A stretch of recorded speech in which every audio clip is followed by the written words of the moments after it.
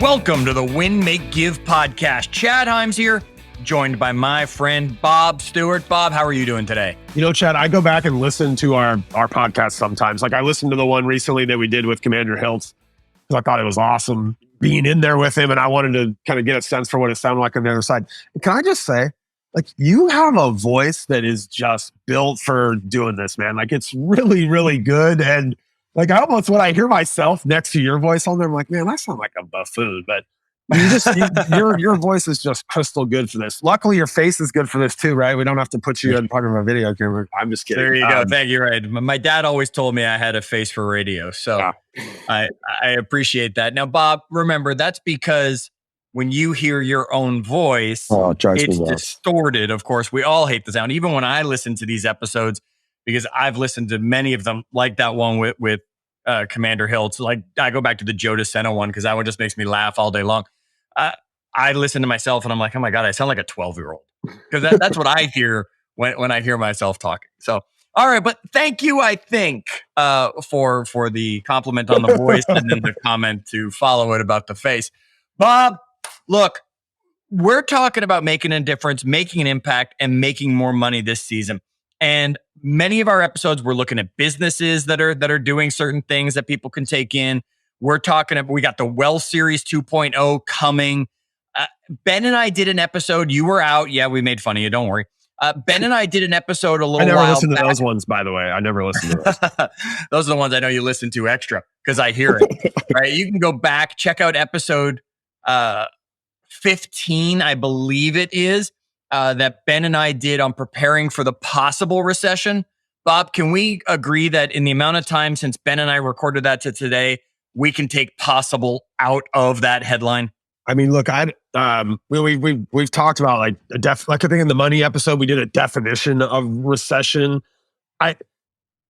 The government hasn't officially called it yet, but the central bank did raise interest rates. Like as we record this podcast today, they raised them 75 basis points again, like a second. Again, 75 today, yeah. Ooh, I hadn't seen that yet, and I know the rumor was only 50. No, yeah, they matched the last raise. So look, if we're not there right now, and a lot of times, you can't call a recession till you're past it, right? Because you're looking, right. This data they're looking back at.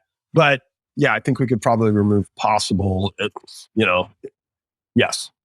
The day this is dropped, the day this episode drops, folks. Now you know when we recorded it. Obviously, if you go back and say, "Hey, when did that Fed number change?"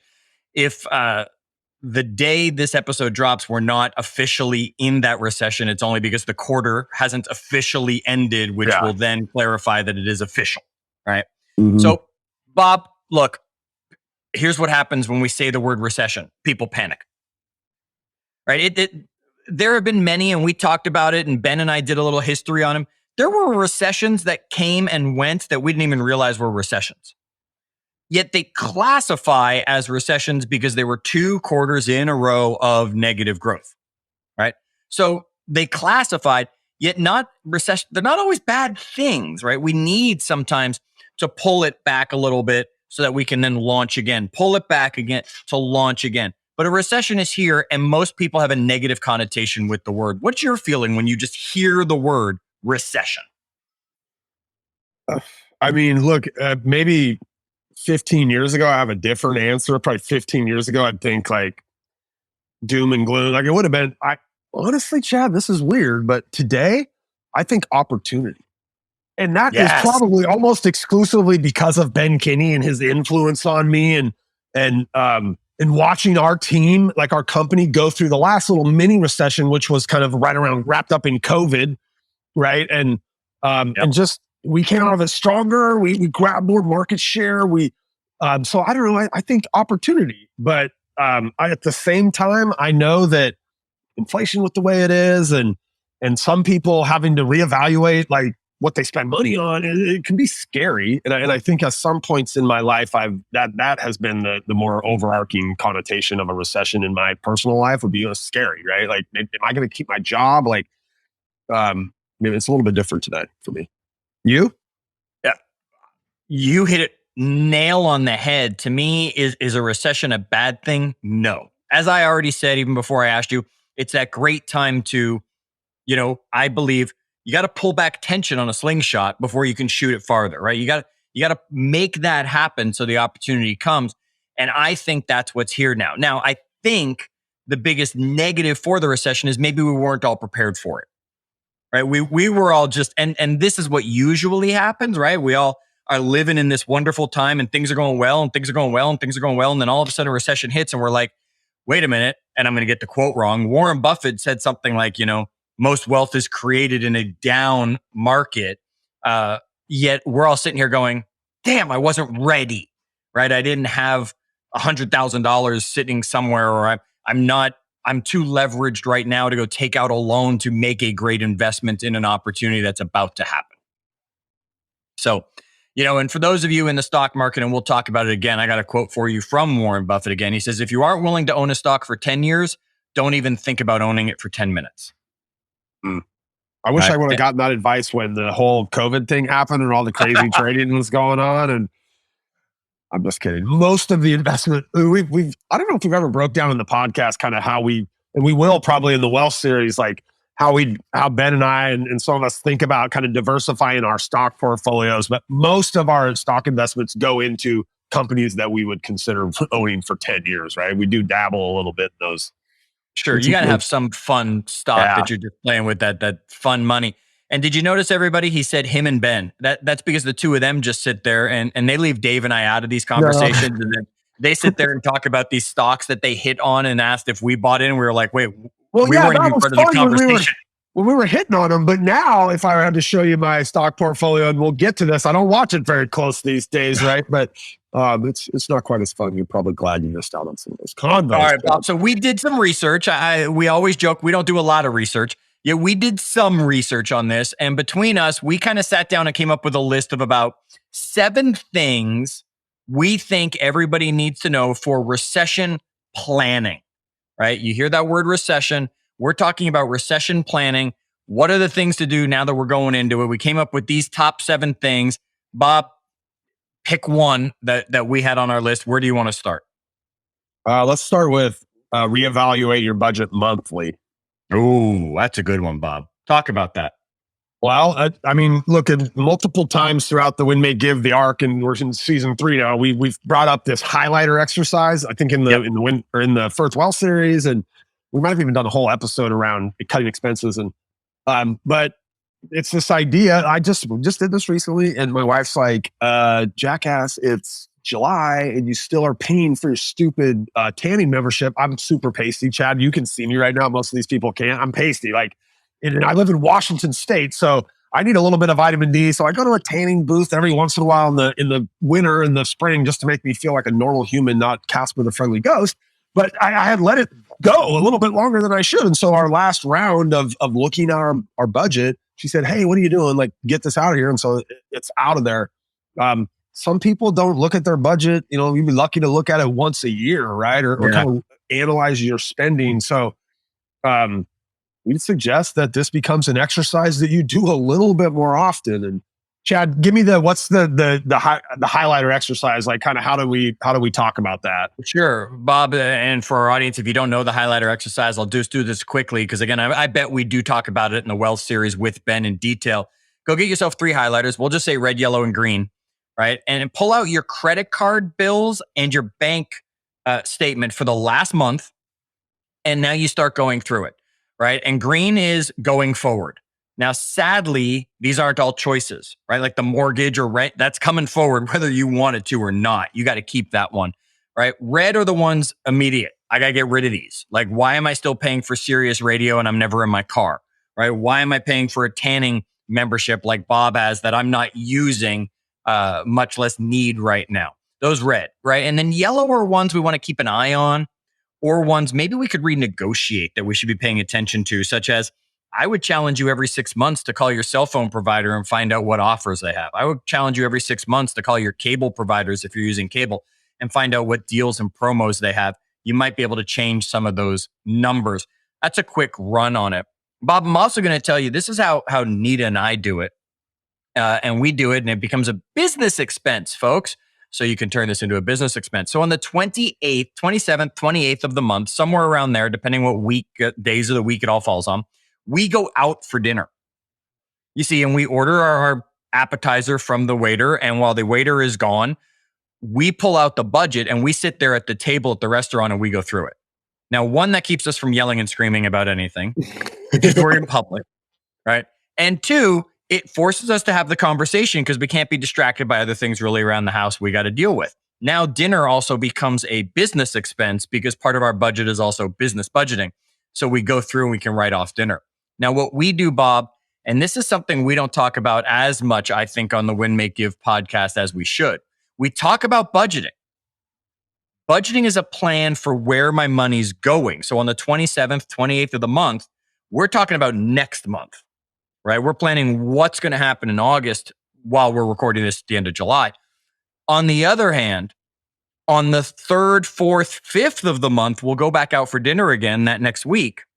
And we'll look at what we did with our money by running the P&L, right? So many people create a budget. Yet, Bob, they don't do the P&L piece of it to actually see, well, did I respect the budget? Did I follow the budget? Or did I just write out this fictional thing about numbers and then pay no attention to it? Yeah. Do you guys P&L as well so that you're looking back to make sure you did the job? Yes. Yeah. Good. Not because of me, by the way. Of course not. And not because of me, right? You and I both married smarter women than we are. So what's the biggest thing that you find when it comes to reevaluating your budget monthly? What's the biggest thing you catch yourself with, Bob? It's, for us, it's, okay. We got a number on the board and it accounts for doing it once a week and maybe a second time every other week. But, and we just, a lot of times we burn through that. Sometimes it's because we go, we'll have a nice family dinner and it just gets more expensive than we intended one outing to be. And sometimes it's because we sneak an extra one in. Look, I mean, yeah, we and then we try to recommit to it again this month and then we're good for a month or two and then we let it get away from us. But it is that kind of constant going back and checking. Because otherwise, if we were to go back and check, we'd let it get away from us 2, 3, 4, 5, 6 months in a row, right? And then you look back and you're like, my God, where we spent that much money eating out? Like, what happened? And so we will get away from it. But generally, because we're kind of continually checking back, we can rein ourselves back in, a little bit easier than if you really build a habit out of going out, you don't realize it for 6 months. That's a great point there, Bob. And audience, what we want you to get from this, look, just because Bob and I are the ones talking about it and we get to learn at the feet of Ben Kinney, right? We're as close as it's going to be when it comes to training on this kind of stuff. We still screw this up all the time. Yeah. Right? We still overshoot the dining out or we overshoot the Amazon expense we're allowed this month or the groceries. Why? Because maybe we didn't reevaluate the fact that it just costs more now. I have actually got one thing I've gotten really good at, and this is an interest, like, some of us have passions and we spend we spend money on our passions. Mine is shoes. And you know this about me and hats. But one of the things that putting a budget around my shoe spending, right? So I basically budget, this is going to sound ridiculous, but I budget for one pair of shoes a month. And sometimes I don't spend it and I'll stack it up and buy like a nicer pair, maybe like a grail pair that I'm buying resale or something. But it's also forced me to be very particular about what part of my passion I buy, right? Or what part of my passion I fund. And so it's actually made me appreciate the shoes that I get my hands on and that I finally buy because I spent a lot of time going, no, not that pair, not that pair. Oh, that pair, right? No, I can't even afford that this month because they're over my budget that I set. And so I got to stack it for the next month. And so it's actually helped me to maybe even enjoy or appreciate that thing I spent a bunch of money on even more. So that was kind of a cool side effect of it. No, I'm with you 100% because it's the same thing with me and like the Spartan races that I like to do. I have a budget for how much I'm allowed to spend. Otherwise, I'd want to run every single one of the races. I'd want to travel the country and go to all of them. That's why, like Ryan and I did a big weekend. Ryan, Greg, and I, we did a big weekend, went out of town because I said, okay, I haven't run one for this many months. I've stacked up that money. I can now have that to spend here. Yeah. So excellent points you're bringing up with the budget. Folks, just make sure you should be doing the budget before the month starts for the month, and you should be reviewing the budget every month and doing that P&L to see how you did on it as well. All right, Bob, give me another one off the list. Let's talk about because this one, I try to do this and I'm probably a pretty miserable failure at it. Don't watch your investments closely every day, or don't watch the movements of them because the reality, like you said with the Buffett quote, right? Like most of these investments we're making for the payoff and the return 10, 15, 30 years later. But watching them daily can be gut wrenching, especially right now. Yes. And folks, in a recession, look, nobody has a crystal ball. Nobody can predict anything. We all think we can. We all want to, right? If I had a crystal ball, I would have remembered to buy Apple stock years and years and years and years and years and years ago when I was a teenager who believed in Apple, right? Yet, here's the thing. Even though I don't have a crystal ball, stocks are all going down. All right? I'm just going to predict that. Even the best stocks out there are going to move in a downward direction as this recession announcement happens more and as we continue to go through this. Now, when will it turn? I don't know. We don't know how long the recession is going to be. It could be short, it could be long. Yet stocks are going to come down. So Bob's absolutely 100%. Do not watch the movement on a daily basis. Now, if you're doing your net worth tracker, Bob, you're still checking it kind of once a month. I know. Yep. I do know where it's at. Right. But for me, it's more about the anxiety of it, Yes. right? like a lot of the consumer behavior that starts to happen in a recession and people pulling back and spending less, a lot of that is driven by fear and anxiety, right? And so like, I don't need another thing in my life, Chad, every day to make me a little bit anxious. Correct. I'm willing to look at it once a month and go, all right, like I'm a firm believer. My portfolio will rebound and it will be just fine because I don't need the money today. This is money that I'm putting in there as a long-term investment. So I know where it's at, but I don't need the anxiety of looking at it every day. Yes. And you make a great point. These are long-term investments we should be making.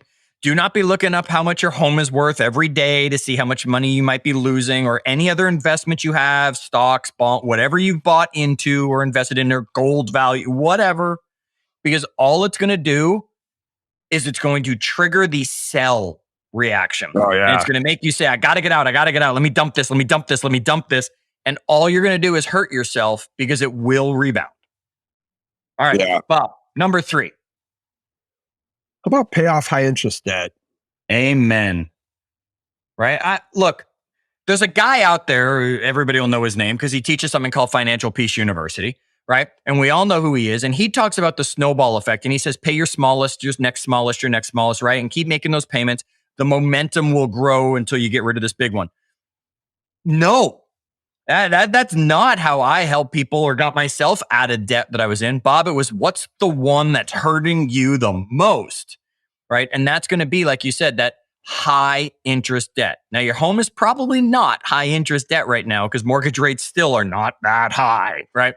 Well, yeah. But you don't realize you're paying your credit card 18, 19%. And now that you just said the Fed raised the rate again, that's going up, right? Do you carry any, Bob? Do you carry any high interest debt anymore? Or have you gotten yourself to a point where you've cleaned most of that up? Thankfully, no. Thankfully, no. Like and how do you sleep at night with that? Really, really well. Yeah. I mean, look, I say this all the time on the podcast. I feel incredibly fortunate to be in the position in my life that I'm in today. I used to not, by the way. I mean, all through my 20s, I carried a lot of credit card debt. It was just being a dipshit, basically. I mean, it's not like I wasn't making enough money that I couldn't have, but I overextended myself. I outspent my means then because I was a fool, basically. And I made a lot of money, man, but I spent a lot more. And so, yeah, I carried it. And that debt, by the way, I probably took, 7 years to really get myself out of that cycle of needing it and relying on it. And look, today, my wife and I have been able to get ourselves in a financial position where really we use our credit cards to like rack up airline miles. And, like we do spend a lot of money on the credit card every month, but we pay it off. It's budgeted. Yeah, it's budgeted. Right. And so instead of the other side of credit card use being high interest debt, the other side of credit card use is free airplane flights to Disneyland, Chad. Yes. My wife's a master at it. I think today, actually, we went out and I used the credit card to pick up some stuff. I think she had it paid off before I actually got back in the car from ringing it up at the store. Right? She's just on it like that to make sure that the month doesn't come to an end. Folks, sit down and look at your debt and figure out which one's the highest interest that's hurting you, because instead of it costing you the $100, it's costing you $120. because you're paying a percentage on that monthly again and again and again. Get that out of the way, because during a recession, the less debt you are tied to, the easier you're going to get through whatever challenges come from a recession. All right, Bob. So you've given me 1, 2, and 3. What's 4? How about find ways to make extra money? All right, talk to me about that. So we've covered this again in the Wealth series. We've got a whole episode that's all about extra income opportunities. Maybe it's as simple, Chad, as I drive Uber on Friday nights. It could be that simple. Maybe it's I have kids. If you have kids, there's never a shortage of stuff in your house. We're like, we don't use that anymore. So we recently, we just went out of crib stage. Yep. And look again, we were very fortunate. And for the longest time, if we had this crib, I don't know, we probably would have put it in a parent's basement and just waited for some friend to come along and then need it. And then we'd give it to them. We've done that lots of times with lots of stuff. Sure. But we have these really nice cribs. If you have 2 kids, you know this to be true. The first kid got the really nice crib. The second kid got the one off of overstock.com or whatever. But that first crib, we're out of it and we're done with it. And it was $1,200 at Bed Bath, wherever, where did it come from? I don't know. Anyway, so we're like, I'm like, honey, let's try to sell this. What do you think? And we found somebody to buy it for $800, right? By the way, that lady bought our crib. She bought the dresser that matched the crib.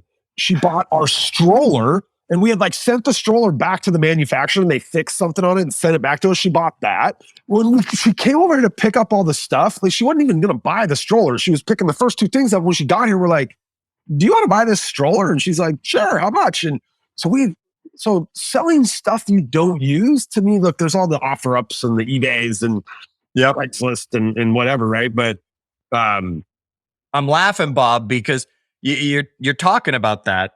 We had a chair in the house that Nita's like, I'm getting rid of this chair. We don't need this chair. So I put it on for sale. And there's actually, we're recording from home today. There's actually someone on the way right now to get it. And I said, Nita, I'm going to be recording with Bob. I'm not going to be there to help. And she said, well, help me carry it over to the door so they don't have to come through the house. I said, but if they come through the house, they might say, ooh, I love that coffee table. And you've been talking about getting rid of it. So maybe let them come through the house to get the coffee table, right? So yeah, you're right, Bob. We all have stuff in our house, puzzles you're never going to use again. So what if you get $1 for it and ship it off to someone at their expense, right? There are things we can do to make extra money with the stuff that we've spent money on that we didn't need and we're not using.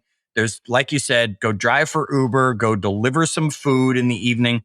We've done enough episodes on how to make money, but we're going to tell you, you want to plan for this recession, find ways to make some more money around your house. It's funny because my initially, I think the very first thing was the kids' clothes, right?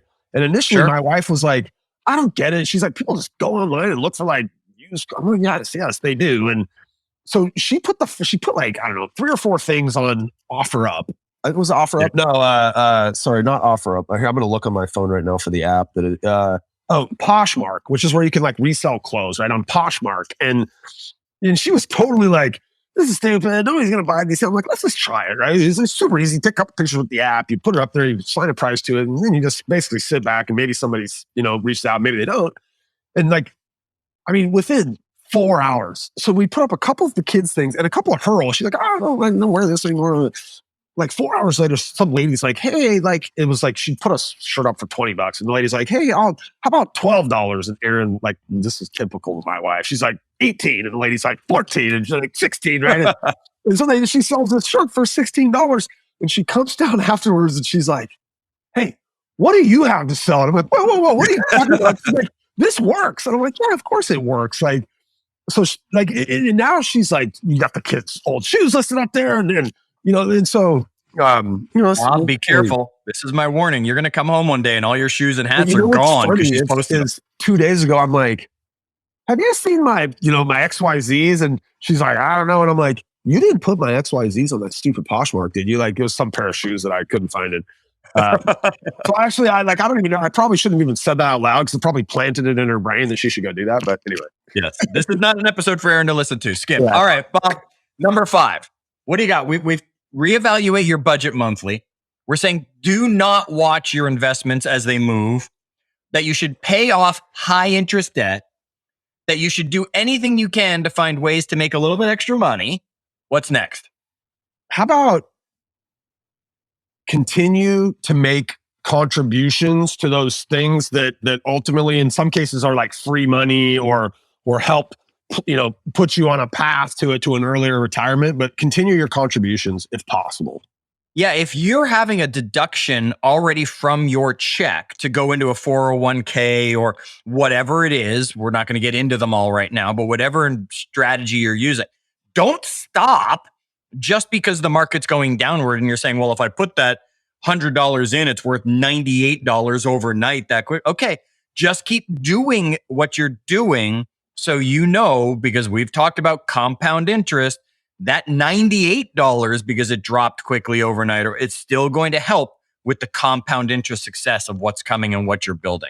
So do not stop contributions if possible. Yeah, right. If you are strapped for cash in the recession, your rent or not, like you might want to dial your contribution back, right, or making your mortgage payment. But if it's a difference between, not eating out one more time, and I get that, like we hate to have to make these decisions, but a lot of people will take a short-sighted approach here, Chad. They'll be like, I need that extra $100 now, right? Yeah. Forget about the implications of that $100, 25 years from now when I'm looking to retire. And we make sometimes, especially in a recession, we make those decisions, maybe without the full understanding of their implications.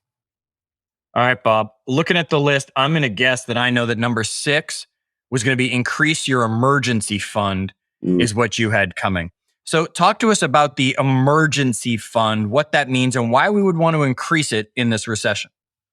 Well, we could lose our job and we'd maybe want a little bit more of a runway to find that next thing, right? Or we could look, this is different for everybody, Chad, right? Like, what does that emergency fund even mean? When we break it down in the Wealth series, and I think you and I have talked about this and maybe even have different kind of reserves that we keep, right? Like based on, or maybe we're even the same, because I think both of our wives are very risk averse. And so we have like probably a little bit more of a runway on our reserves than like a Ben Kinney would. I think his is what is he holds 4 months of reserves. 4 to 6 months is what he kind of talks about, teaches. I would probably be 4 to 6 months. Heck, I'd probably be 4 in a normal world because I would believe that boom, I'd bounce back like that. I'd probably be 6 in a recession. We're 12 because as you say, my wife's risk adverse in that regard. And you think about some of the, so like we're like we hold about 6 months of reserves. When you think about like the buckets of wealth, right, or the in the different places that we're choosing to invest,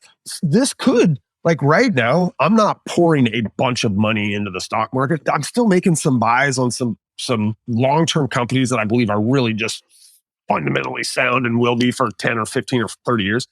But it's not as much of an investment there. So some of that money that I would have before had in that bucket, I'm putting more into that emergency fund. And it's just kind of a movement of because I'm not interested right now in dropping money into a bunch of the tech stocks that I would have been before, because I'll wait until I start to see them come the other way. Right. Yep. So sometimes in right now, increasing my emergency funds, not like the money's just going to a different place, but it's helping me get that runway extended a little bit so that, if one of us lost a job, my wife just started a brand new job and, who knows how it's going to go, right? Like, I think it's going to go amazing because she's awesome at what she does. But we're also like, companies are in recessions, right? And they're having to plan and do these things and reevaluate their budgets and figure out. So, we're seeing these bigger layoffs happening at some companies. And I think it's just a good idea. Again, for me, this is just as much about my anxiety level, Chad.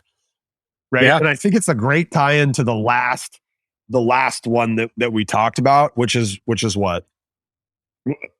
Stay calm. Stay calm. Right. And I knew you were saving that one for last, Bob, as the one, you mentioned it, all of these things, watching your investments, feeling the weight of high interest loans on you for things that you've got. not having that emergency fund if someone came home and said, hey, the company cut back, or, my sales have dropped only because people are just going to buy less as we go into a recession. To be able to say, oh my gosh, we need money. Now we have to go sell something. No, that's why that emergency fund. Folks, take a deep breath. Bob and I have shared on many episodes about calming breaths. We've had guests on that have talked to us about breathing strategies. We've done it on the 15-point. Relax and stay calm, because it's not going to be forever. Chad, the one thing I might add to stay calm is we talk. So look, our main business units are sales focused, right? And they rely on, our people getting out there and doing the activity. And what we don't want people to do is get so here, I'll just from Ben, as we've been talking about, we probably 2 or 3 months ago really started talking about recession and getting our budgets under control and cutting expenses. And Ben is always putting our company and our people a couple months ahead of when everybody starts talking about these things. And so we've been doing this for a few months. The other side of stay calm is really potentially double down on the things that could have an impact, right? So we're talking about, in our business, it's picking the phone up and trying to connect with people that need our service. And we're constantly talking about, look, you can't cut expense your way out of a recession. You can revenue your way into growth in a recession, but that requires us to keep our cool and double down or recommit to those things that we know end up generating revenue in our business. So maybe that'd be the other side of stay calm. Yeah, take a deep breath. Some of these things are just ways to stay calm. Don't look at your stocks every day. That's an anxiety inducer, right? If I had more of an emergency fund, I'm probably less anxious about the potential for a layoff, whether or not that thing happens. Just stay calm, keep on the course, right? And stay tuned for the Wealth Series 2.0, where we'll dive even deeper into cutting expenses, making more income, investing that income, and attempting to flip the triangle, which I think is a new one that we'll have this time, a whole dedicated episode on flip the triangle. But there it is, Chad. Bob, I think you're right. The 7 things to do to plan for the recession planning, reevaluate your budget every month. Don't watch your investments on a daily basis. Pay off those high interest debts. Find a way to make some extra money. Continue with the contributions, because they're going to pay off in the long run.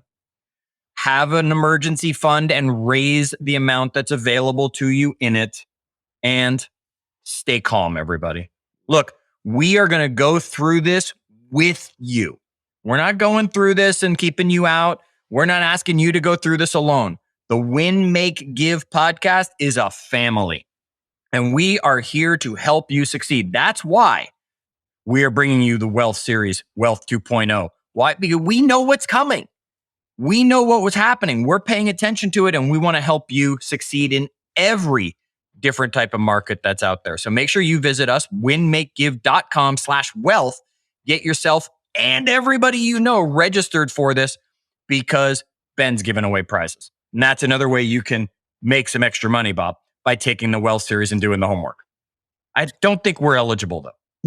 Hey, I don't know if he's going to do it this time, but you should get your kids to take the Wealth Series too. Last time he gave every single kid under the age of 18 like $500. And one of those, one gal, it's somebody kind of in our extended world, but she said that her daughter has taken that $500 and she invested it, and it's worth like $4,000 now, a couple years later. We need her as a guest on the new Wealth Series. Right? Yeah. Right? Folks, Bob is right. Secret between us, Ben's not listening to this far into this episode. Get your kids in that, because imagine what the conversation becomes at dinner, and maybe we can get them all some extra cash. We don't know if he's going to do it yet. He might. He surprises all of us. You can be sure I tried to get my daughter on the last one, knowing that it might be coming. Folks, winmakegive.com/wealth. Get yourself registered. Get yourself into our Facebook group, which is Win, Make, Give, because we are a family. And we want to share in your successes, and we want to share in the struggles, and we want to answer your questions, and we want to go through this together, because Bob, Ben, Dave, myself, we are here to make a difference, make an impact, and help you make more money, even in a recession. So until our next episode, remember, as always, do good.